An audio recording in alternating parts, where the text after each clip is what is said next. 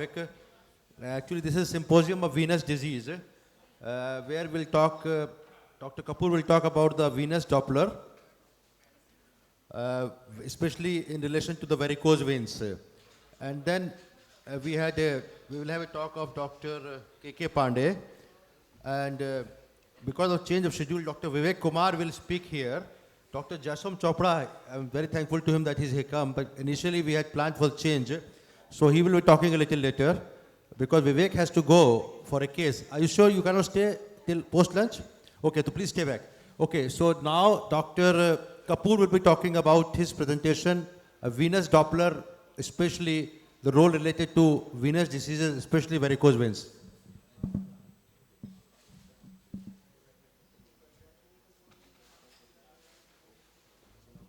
Dr. Sandeep, yeah, please, may I request Dr. K.K. Pandey to please hand over the memento to Dr. Sandeep Mishra because it's a working day.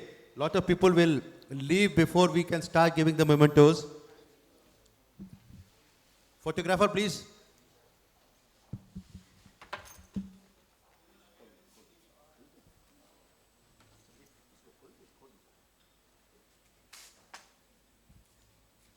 Somebody should help Dr. Kapoor to put his slides. Laptop, please. Or you can connect his USB on this laptop computer. That's better.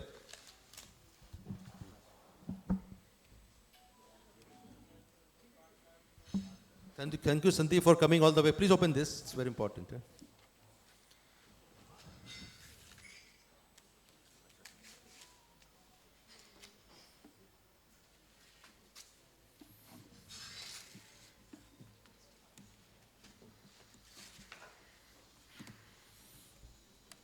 Mementos may be brought unpacked.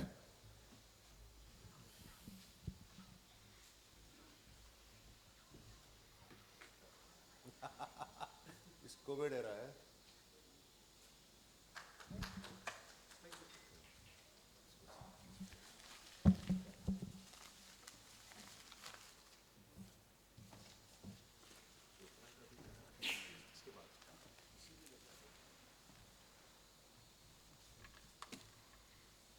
Okay, so may I request Dr. Kapoor, who is a dear friend, he's a very senior echocardiographer of, I would say he's one of the ranking would be top, I feel top 10 in the world.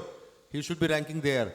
And he's a dear friend because he has been coming to Indo-European conference for last almost all conferences except few. Maybe he was not in Rome and Zurich, but he was in Amsterdam, Paris, also with us, maybe London also. And he's an ace echocardiographer, and we believe he does about 50 cases per day in Apollo, and he has been doing this for last 25 years. So he has a huge knowledge, and his diagnosis is so important that we really depend upon his diagnosis working in Apollo with him, and it has been a great pleasure to be. So I'm thanking you, Dr. Kapoor, for coming and again blessing us with your very important talk. And the venous disease is a very common disease. May I request Dr. K.K. Pandey to be on the stage? And Dr. Jaswant Chopra also because this session which belongs to you, it's a venous session. There's some mixing of the cases, the lectures, but still it's important for you to have it here. So maybe you can introduce the talk and then Dr. Kapoor will take over quickly in 1 minute.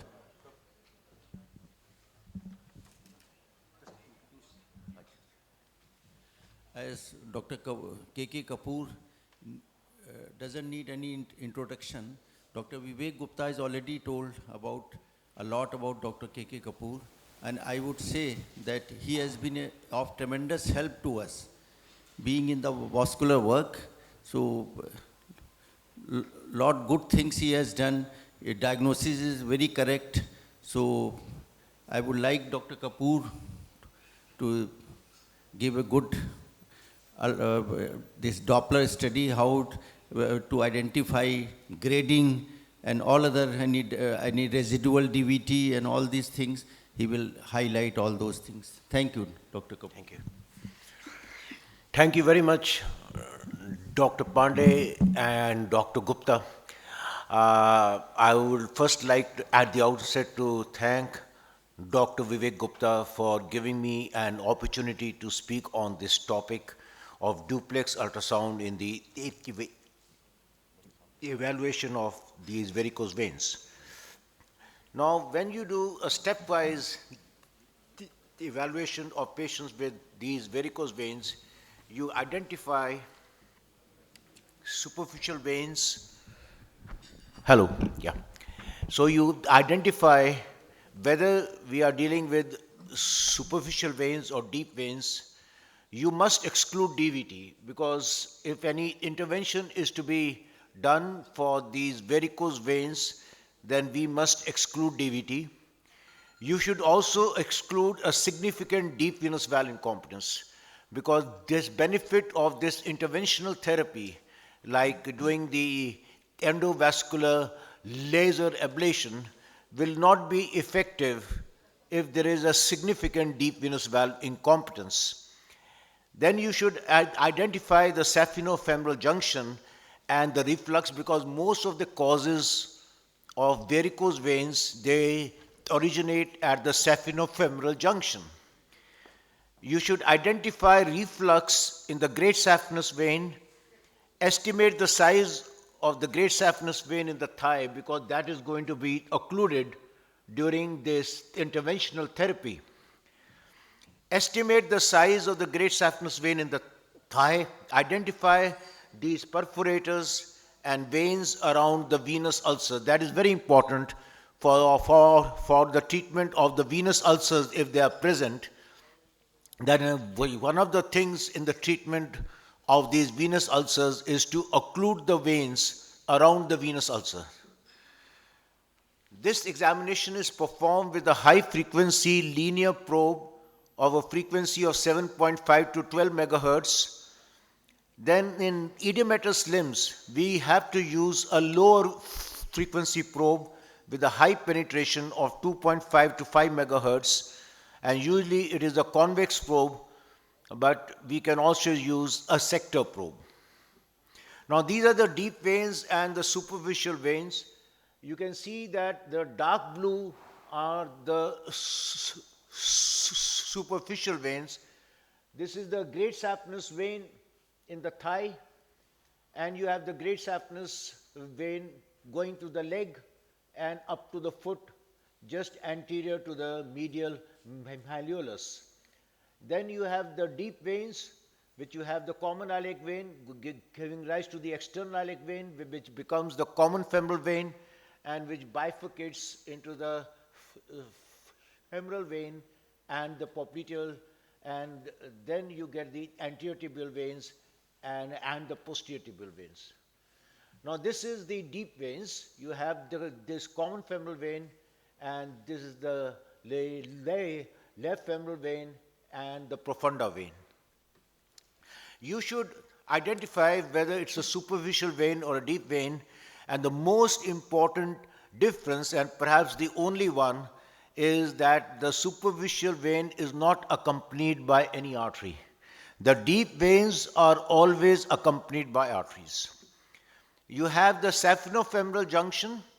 You have the long saphenous vein, which we call as GSV, or the great saphenous vein, which drains into the common femoral vein, and that junction is guarded by two valves.